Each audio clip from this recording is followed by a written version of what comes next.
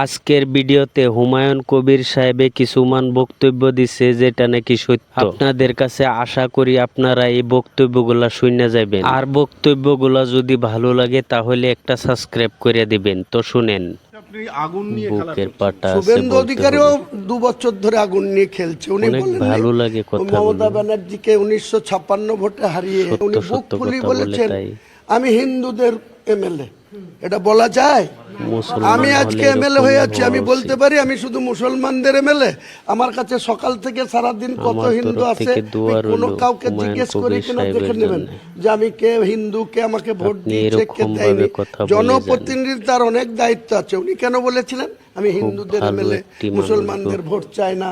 আজকে বলছে রাষ্ট্রবাদী মুসলমানদের সাথে আমার কোনো শত্রুতা নাই।